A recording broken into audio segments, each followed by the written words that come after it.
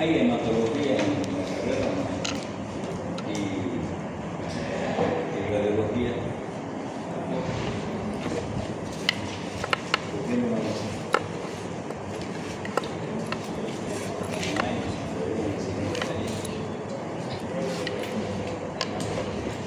No, bueno, patología sí hay.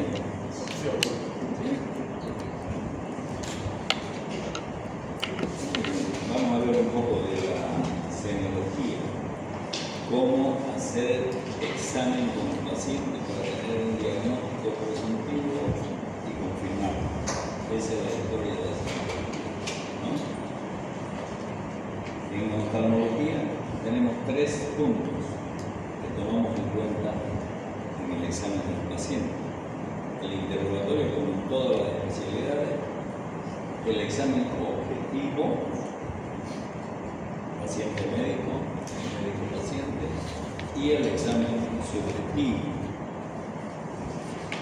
En el interrogatorio parecería nada importante cuando va un paciente a un consultorio de oftalmología. ¿Qué le va a preguntar? ¿Qué hago en el orden cualquiera? ¿Qué es lo que necesita?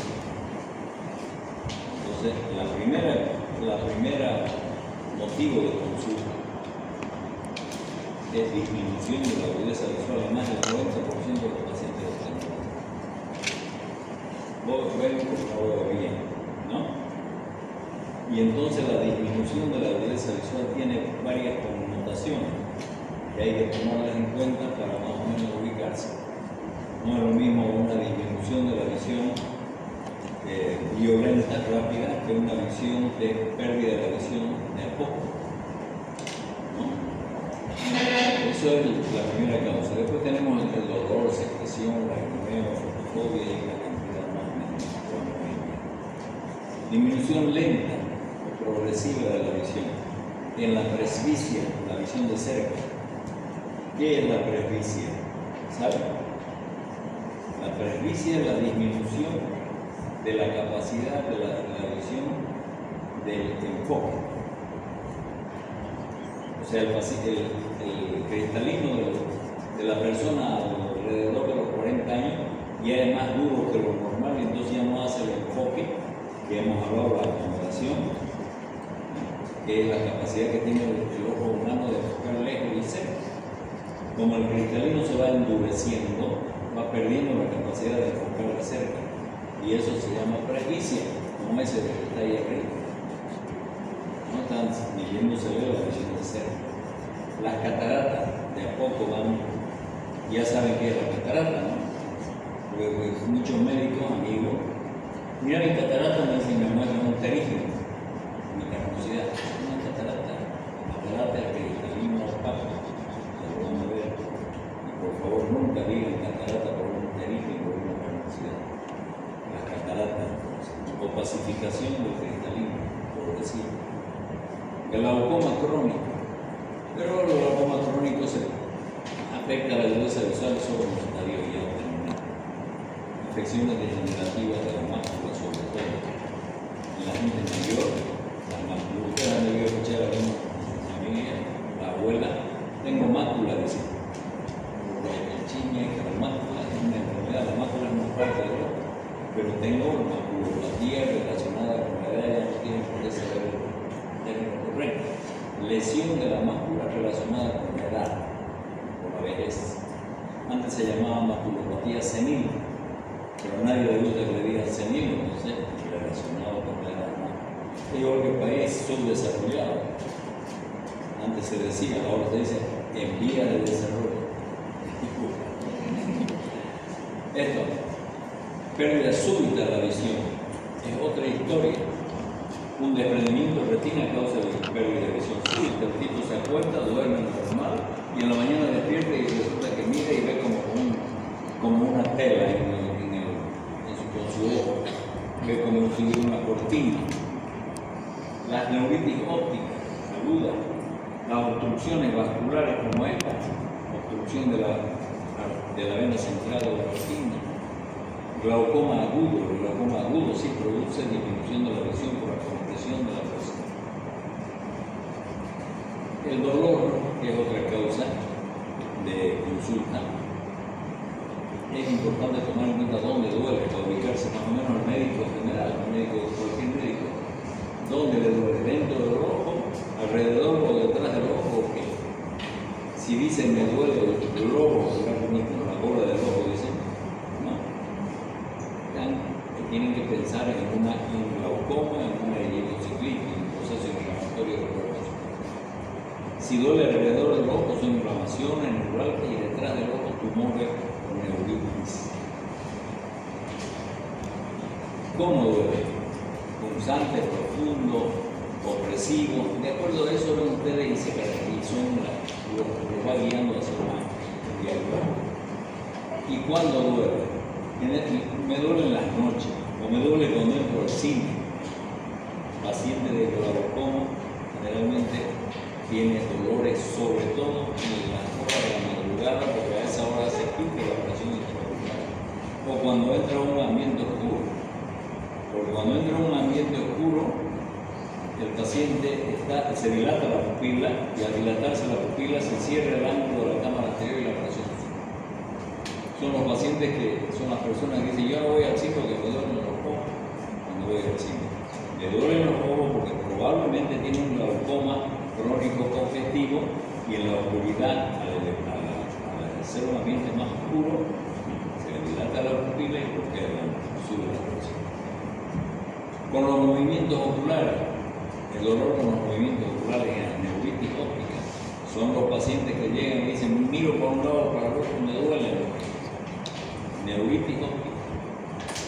Y dolores a última hora del día son las que trabajan de secretaria, la gente que trabaja con la computadora, no se quieren poner lentes para que no se vuelva viejo y resulta que han estado todo el día con esfuerzo de la acomodación en la hipermetropía. Examen objetivo. El examen objetivo se lo realiza de dos formas, en cámara clara, en un consultorio con luz natural, o en cámara oscura. En cámara clara, el examen en cámara clara nos sirve para esto, diagnosticar qué es esto. ¿No? ¿Qué es eso? Un herpes zóster en la cara, una patología tremendamente peligrosa para destruir la visión del ojo. El herpes zóster en el cuerpo no es tan peligroso como este. Este es una rama, la rama frontal del trigémino, y alguna vez se agarra la rama nasociliar, que lo vamos a ver después, y ahí sí puede producir una uveitis por herpevirus y pérdida de la visión. Entonces eso es para ver de esas patologías, para ver si hay patologías de los párpados, de la ceja, del segmento anterior, que también se examina el segmento anterior de cámara clara, con una linterna. Y el examen en cámara oscura, que es otro examen que se realiza en oftalmología, se realiza en una habitación penumbrosa con luz instrumentada. Se examina la córnea, se examina la cámara anterior, el cristalino, la retina, etc. El examen en cámara oscura se usa la biomicroscopía, esto que van a ver en su práctica. El biomicroscopio es el instrumento más elemental que tiene un oftalmólogo en su consulta. Así como el médico general tiene un tensiómetro y un fonoaudioscopio, el oftalmólogo tiene que tener su lámpara de hendidura, ¿no? O biomicroscopio, que lleva puesto ahí, que vamos a verlo después, el tonómetro para tomar la presión intraocular, luego tomar la presión arterial, ¿no? Y examinar, aumenta de 6 a 40 veces el tamaño de lo que se ve. Por lo tanto, pueden ustedes ver bacterias y pueden ver células flotando en la cámara anterior. Esto es una vista ampliada, por supuesto, con lámpara de hendidura. Aquí está la luz de la lámpara, esta es la córnea, el epitelio de la córnea, el endotelio, el estroma de la córnea, este espacio oscuro de la cámara anterior, y aquí está el cristalino con catarata. Ese es catarata, el cristalino opaco. Con catarata incluso se ve el segmento anterior del humor vítreo. Este es el iris y la pupila está dilatada. una vista con lámpara de hendidura, el examen oftalmológico. También otra vista con lámpara de hendidura, ahí está la pupila, el iris, pueden examinar que hay muchas patologías que se diagnostican mirando el iris, no es el iridólogo, ¿no? Esto es otra historia, esto es el examen médico del iris, que nos muestra patologías que tienen, vamos a ir viendo, que hay expresiones patognomónicas de algunas patologías sistémicas. Entonces, esta es la luz de la lámpara de hendidura, la cámara anterior plana. En este caso pueden ver ustedes que nos sirve para apreciar la profundidad incluso de la cámara anterior. Si corremos la visión con la hendidura más cerca del limbo, ahí podemos medir, porque la córnea hemos dicho que tiene en la parte periférica 1 milímetro de espesor, ¿no? Entonces hasta 1 milímetro, entonces podemos saber qué profundidad, comparando el espacio de la cámara anterior con el espesor de la córnea. Esto ya lo verán después. Para ver el fondo de ojo se usa la oftalmoscopía. La oftalmoscopía, para estudiar el fondo de ojo, existen dos tipos de oftalmoscopio: el oftalmoscopio directo y el oftalmoscopio indirecto, binocular. Este es monocular. El oftalmoscopio directo se puede mirar la imagen real de las cosas que estamos viendo. Ahorita vamos a ver con el aparato. Y el indirecto es otra historia. Este es el oftalmoscopio directo de Helmholtz, donde el médico mira por acá y va a mirar a través de la pupila el fondo de ojo. Ahí está el nervio óptico, la cabeza del disco óptico y estructuras del fondo de ojo hasta 30, alrededor de 30 grados de zona de visión. Todo se lo ve en su posición, lo que es arriba se lo ve en la parte superior, lo que es abajo, a la derecha, a la izquierda, nasal, temporal. Solo que se ve en un solo plano, visión en dimensión doble. En cambio, con el indirecto, que es que es visión binocular, se ve tridimensional. Se ve con ambos ojos a través de una luz coaxial y se puede mirar con más claridad las estructuras del fondo de ojo. Aquí está la cabeza del nervio, las arterias, venas, retina y toda mácula y todas las cosas. Tiene la desventaja de que necesita más tiempo de entrenamiento para utilizarlo, ¿no? Porque se usa de esta manera, se enfoca con el aparato a través de un lente de 20 dioptrías que al llegar a la pupila y atravesar el cristalino se invierte. Entonces todo lo que ustedes ven abajo es arriba, a la derecha, lo que es de la derecha lo van a la izquierda. Entonces un poco más de entrenamiento se necesita con esto. Tiene la ventaja que todo lo que ven lo ven tridimensional. La visión tridimensional está dada por la visión con ambos ojos, por la correspondencia retiniana, que es la adaptación de una imagen retiniana sobre la otra. Aquí verán ustedes, este médico está haciendo mapeando un fondo de ojo y aquí hay una rotura de la retina y esta zona azul, retina desprendida. Pacientes con patología se pueden dibujar mirando todo y se puede usar para cirugía también, oftalmoscopio indirecto para operar retina. Ahora ya no se ocupa, casi antes se ocupaba mucho más, pero ahora se ocupan otros métodos de zoom moderno. Otras técnicas para el examen de los pacientes de oftalmología, la tonometría. Hay una variedad de tonómetros, tonómetros de aire, tonómetros digitales, tonómetros con contacto, tonómetros de Perkins, esta variedad. Pero este es el tonómetro más estandarizado en el mundo, el tonómetro de Goldmann, tonómetro de contacto. Está puesto en la lámpara de hendidura o el microscopio. Se pone una gota de anestesia al paciente y se toca con este cono del aparato que está puesto en la lámpara de hendidura, se hace contacto y se va a ver las imágenes. La presión normal intraocular es de 10 a 20 milímetros de mercurio. Y ustedes van a poder mirar las imágenes para calcular, para medir la presión. Otra técnica de estudio de semiología oftalmológica, la semiología oftalmológica es más instrumentada que así, sí. Entonces es la gonioscopía. Gonioscopía es el examen del ángulo de la cámara anterior. Aquí está el ángulo, este es el gonioscopio, que es un lente de contacto adaptado en un cono que tiene un lente que está calibrado ahí para que la luz de la lámpara de hendidura haga reflejo acá y a través de eso examinamos el ángulo de la cámara anterior para ver cuando un paciente tiene glaucoma de cornea y miramos si es el ángulo cerrado o el ángulo abierto del glaucoma, podemos clasificar, o si hay tumores en la trabécula o en el iris, en la raíz del iris, etc. Entonces sirve para hacer muchos exámenes en el ángulo de la cámara. Los signos subjetivos que hay en el examen del paciente oftalmológico, el ojo rojo. Hay muchos pacientes de ojo rojo, no siempre el ojo rojo es conjuntivitis, no siempre. ¿No? Según la localización, puede ser una blefaritis si están los párpados rojos, como conjuntivitis por inflamación de la conjuntiva, ¿no? Congestión ciliar en la uveitis, proceso inflamatorio de la uvea, ¿no? Y congestiones en traumas de cualquier tipo. Conjuntivitis, hiperemia de la conjuntiva.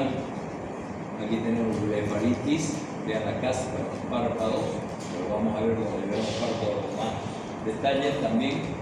Aquí tenemos la congestión periquerática, vean que alrededor de la córnea es la zona más hiperémica y eso se debe a que es diferente, vean, de la conjuntival que la ciliar. La irrigación de la periferia de la córnea viene desde el cuerpo ciliar, entonces tienen una circulación ciliar, en cambio la conjuntiva es superficial. La conjuntiva vulvar se pone roja, por decir, en procesos banales, como la conjuntivitis, cuando es el cuerpo extraño, humo, etc.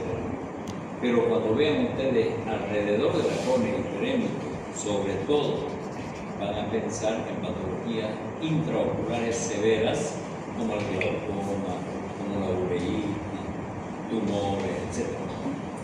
Ya vamos a ir viendo aquí una hiperemia total por el trauma y una herida corneal. Los signos subjetivos en el examen oftalmológico. Este es objetivo todavía. Las secreciones. Las secreciones en el examen objetivo es importante. Y ustedes, en base a la secreción, pueden clasificar el paciente que tiene una conjuntivitis, qué tipo de conjuntivitis es. Porque hay varios tipos que los vamos a ver también cuando nos toque llevar la conjuntiva. Pero ahora lo vamos a ver en general. Una secreción serosa, no van a pensar en una infección. Si es purulenta, pensar en una infección, ¿no es cierto? Aquí pueden pensar en una viral o una alérgica. Mucosa también es diferente, mucopurulenta, etc. Las características de la secreción y el ojo hiperémico nos guían hacia un diagnóstico de infección o proceso inflamatorio, alérgico, ¿no? O viral. La epífora es el escurrimiento de lágrimas por obstrucción de la vía lagrimal excretora. Y la quemosis son otras manifestaciones objetivas del examen oftalmológico, que es edema de la conjuntiva. Esto es una conjuntivitis hasta cuando pasa por la calle, de la diagnostica no necesita examinar nada. Ahí tiene secreción amarillo verdosa, purulenta, hiperemia de la conjuntiva, las pestañas están en brocha de pintor y hay un edema conjuntival, vulvar, conjuntivitis. Esta es una quemosis, edema de la conjuntiva, edema alérgico de la conjuntiva. Es muy frecuente en los niños, sobre todo en el invierno. En los adultos también hay, como edema de la conjuntiva, se asusta la madre, despierta y lo mira a su hijo con los ojos así, cree que se le van a salir, ¿no? A carrera donde el médico le pone una gota de corticoide, se acabó la alergia y se acabó la historia, ¿no? Pero para eso la madre tiene que saber por qué tiene eso su hijo. Y generalmente, sobre todo en nuestra zona, que aquí hay 2 estaciones del año solamente, ¿no ves? El verano y la estación del tren, ¿no? Entonces cuando llegue el invierno, unos cuantos días fríos, sacamos chamarras, colchas y todo lo que caliente un poco. Y está llena de ácaros. los ácaros son las principales causas de esto. Hay muchas causas, otras causas más de alergenos de otro tipo, pero en el invierno es frecuente por eso. Y esta es la epífora. El examen subjetivo en oftalmología es bien importante, porque en el examen subjetivo se enfoca a ver las funciones de la retina. ¿Y cuáles son las funciones de la retina? 3. Percepción de luz, percepción de forma y percepción de color. 3 funciones de la retina, no se olviden. Cuidado que en el examen, ¿cuáles son las funciones de la retina? Y se rascan la cabeza y la dejan en blanco. ¿Lo ves? Eso es importante. Entonces es la función de forma, es sacar la agudeza visual, ponerlo a un tipo sentado, a un paciente, en todos los consultorios médicos de un médico más o menos que esté interesado en averiguar las cosas. El hecho de medir la agudeza visual no es cosa de los oculistas nomás. ¿Ves? Llega un tipo y ustedes le sacan la agudeza visual y a lo mejor es tuerto y ni él sabe. El 1% de la población del mundo no ve con un ojo y no se entera hasta que no se tapa el otro. Bueno, entonces el médico un poco más cuidadoso, una carta de Snellen le regala a los visitadores médicos de todo el mundo. Con tener una carta de Snellen, por lo menos, no importa que no sea exactamente a 6 metros, y hacerlo al paciente que lea las letras y ver hasta dónde lee, y ahí dice cuánto porcentaje de visión tiene, con un ojo y después con el otro. Entonces eso es examinar la visión de forma. Ustedes pueden ver el paciente que ve 20% y darlo oculista, por lo menos, para saber qué tiene, ¿no? Entonces ese es uno de los exámenes importantes. Estas son las cartas de exámenes para los niños, sobre todo, y gente que no sabe leer y escribir. A veces que ya hubo alguien que dijo que en Bolivia no había libre de analfabeto. Solamente yo conozco cerca de mi casa unos 10, eso no me puede. Igual que en Cuba, dicen, no, en Cuba ya no hay analfabeto, mentira. Entonces hay que saber, y para examinar a los niños, estas son las cartas. Digamos, los dibujitos. Los niños aprenden a ver los dibujitos, con una E en diferentes posiciones, le indican a dónde están las patitas, para cuál lado, y así le van mostrando, por los círculos incompletos, cada una tiene su nombre, la de Allen, ¿no? El juego de las E, los números, cuando ya saben los números, igual de grande a pequeño, y ahí dice al lado cuánto porcentaje de visión tiene el niño. Es una carta de visión, esta carta de visión y una de niño, puede ser una EPA para los niños, ver si ven o si no. Si le diagnostican una ambliopía a un niño, ustedes sin ser oftalmólogo, yo le pongo el tono rotando. Porque nadie le da pelota a los ojos, hasta cuando en su familia no hay un ciego, si es eso. Cuando ya hay un ciego en la familia, ya uno se preocupa, importando que el pobre es una carga, ¿no? Entonces el médico, por obligación de principio, tiene que ver si el paciente ve o no ve, eso es vital. Como cuando ve si respira o si no respira, ¿no? Este es el examen de la visión con la pancartilla de Hager, la visión de cerca, para ver la presbicia. La presbicia que ya les expliqué qué es. Los campos visuales, otro examen que es importante para ver, hacer diagnóstico. No solamente, esto se usa mucho en el glaucoma, para investigar el glaucoma y la evolución del glaucoma. Actualmente usamos los campos computarizados. Antes se usaba el capímetro Goldman, ahora se usa el computarizado, donde no necesita una persona ser muy especializada para hacer el examen. Aquí se pone qué investiga, qué quiere investigar y qué estrategia quiere. Solo se coloca al paciente, se le tapa un ojo, se le indica dónde va a mirar, y aquí está controlando el operador si el paciente está o no está mirando donde uno le ha dicho. Y le sale una luz y él tiene que apretar cada vez que salen luces de diferentes posiciones y tamaños, y le va a dar una imagen así. Una imagen así donde esto corresponde al punto ciego, al nervio óptico. Aquí está la mácula, esta es la zona nasal y esta es la zona temporal del campo visual. Y aquí nos indica cuándo, porque el paciente mira el estímulo y tiene que apretar un botón, y en base a eso se hace la gráfica. Estímulo a la retina, ¿no? Entonces, algunas veces los pacientes apretan a la locura o no apretan cuando miran, o miran y no lo apretan. sale cuántas veces con falsos negativos, falsos positivos, etc. Y aquí la comparativa entre un campo visual normal y un campo visual patológico. Entonces ayuda mucho para hacer diagnóstico en oftalmología. El test de visión de colores es otra función de la retina, sobre todo la zona macular. La zona macular ya saben que tienen mayor población de conos y la parte periférica de la retina mayor población de bastones. Son los fotorreceptores, neuronas fotorreceptoras de la retina, que son las que reciben el estímulo y lo mandan al cerebro y lo convierten en imagen, ¿no? Entonces, esto es para investigar el test de visión de color, la visión fotópica, que es dada por los conos, la lectura, la visión de detalle y los colores, visión fotópica, la visión de bulto, visión escotópica, está dada por los bastones.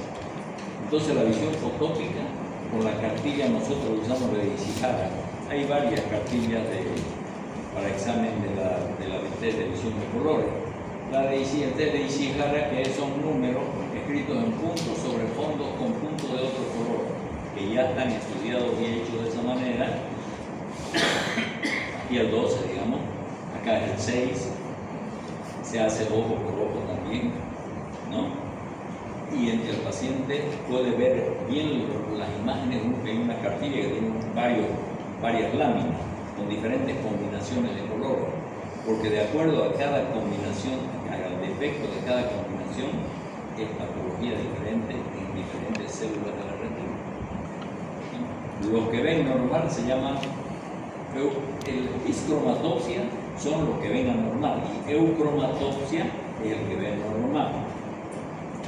Hay confusión de colores entre verde y negro, verde y rojo, todos los colores que hay, las combinaciones imaginables.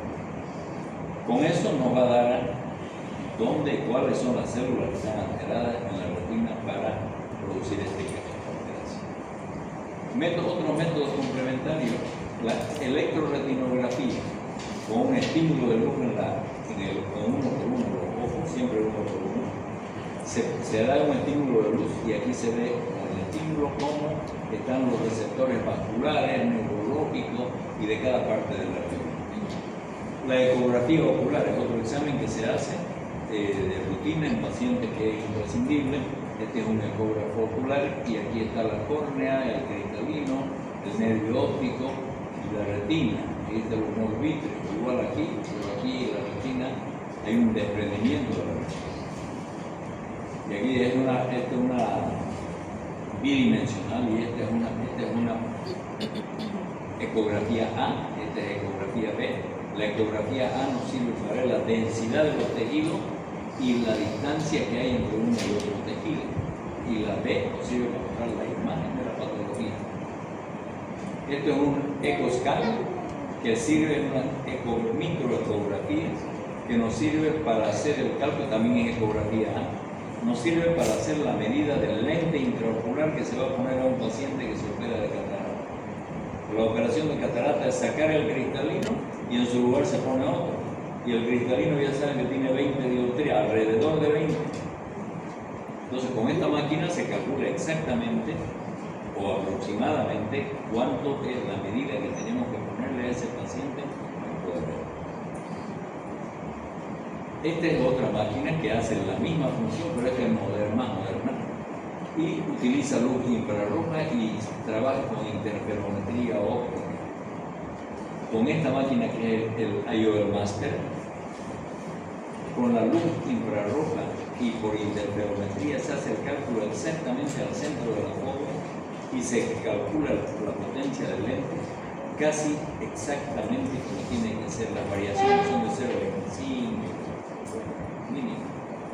Y aquí nos da un informe de acuerdo a la marca del lente y todo, a qué lente vamos a poner intraocular, nos dice cuánto es la medida que debemos ocupar para un paciente que quiere ver bien de lejos, o para uno que quiere ver bien de cerca, o a qué distancia quiere ver, o con un multifocal, o con un tórico.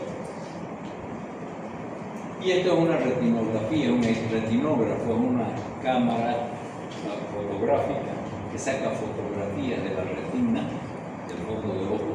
Aquí ven el nervio óptico, los vasos de de la retina, la mácula, sirve para tomar imágenes y archivarlas para hacer seguimiento con el tiempo en los pacientes que tienen patología crónica.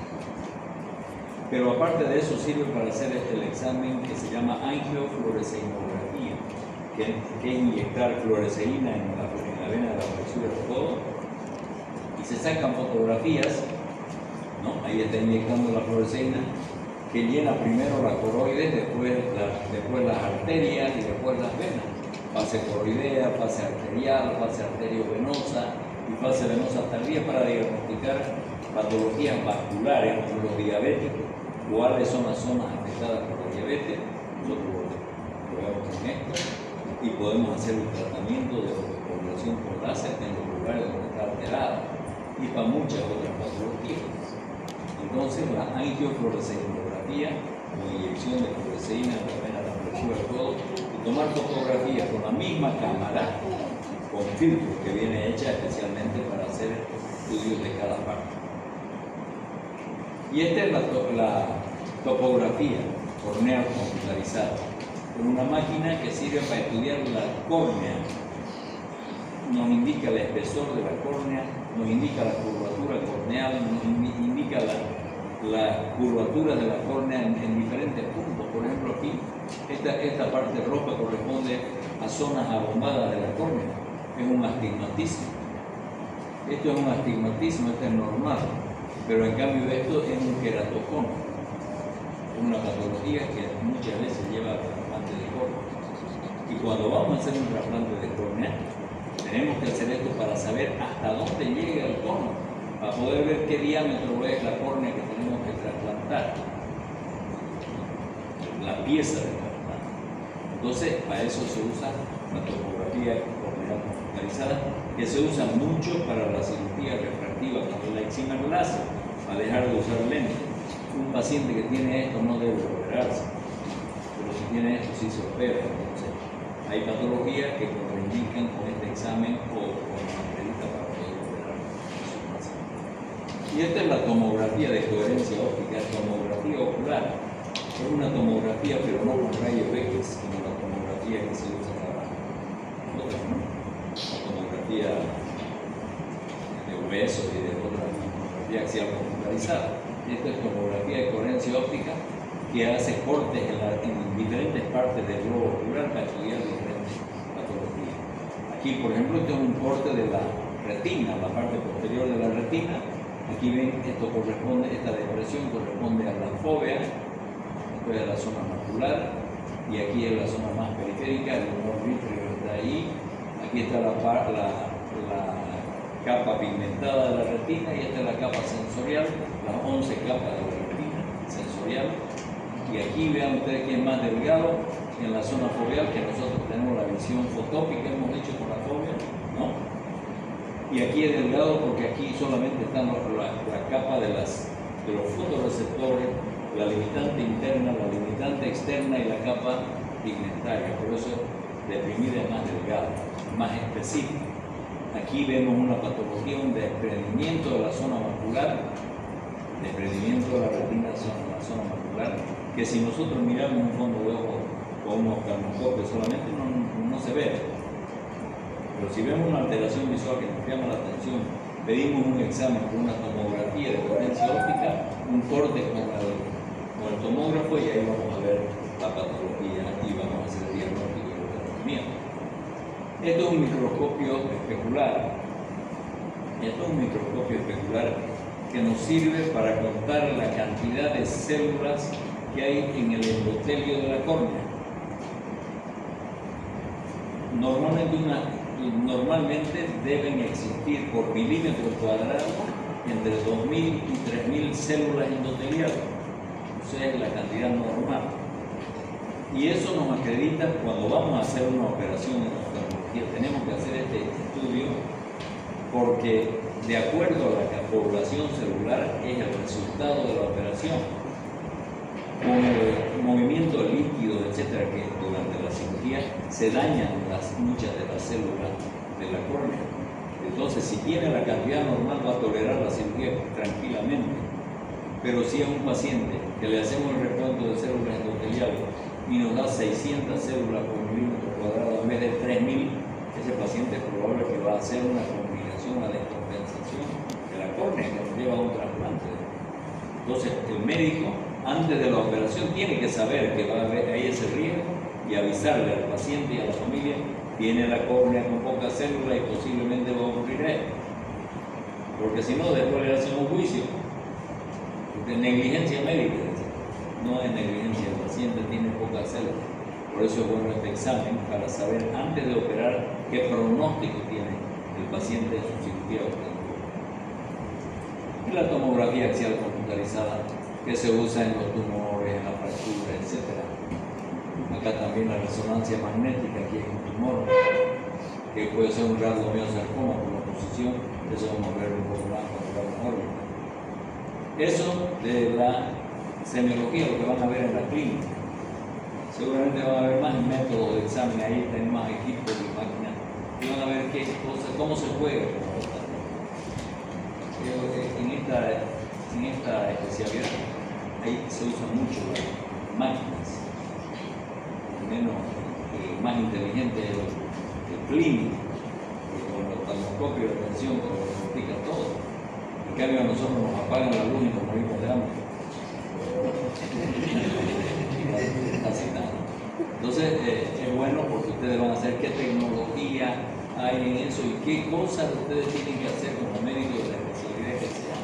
Porque esto no es todo, vamos a ir viendo punto por punto diferentes patologías que a ustedes en la práctica médica de pediatría, de ginecología, de cardiología o lo que sea, les va a ayudar para hacer el diagnóstico. Hay manifestaciones populares de patología que si no se las ven en el ojo no se sabe que existen. Ustedes eso lo van a ir viendo. No sé si tienen alguna pregunta.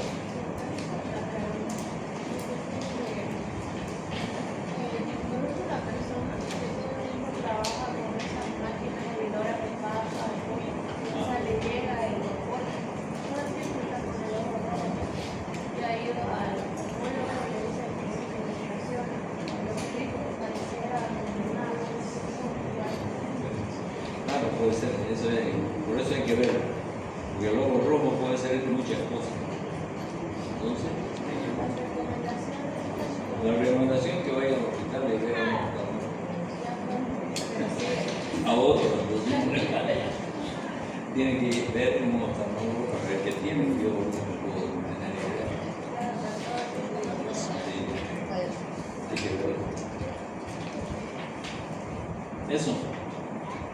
O si la lleva a los niños, aquí es difícil. Entonces, no sé si no hay preguntas. Disfruten de su viernes. ¿La lista? Pese a que ahora no pueden ni disfrutar, vayan a estudiar.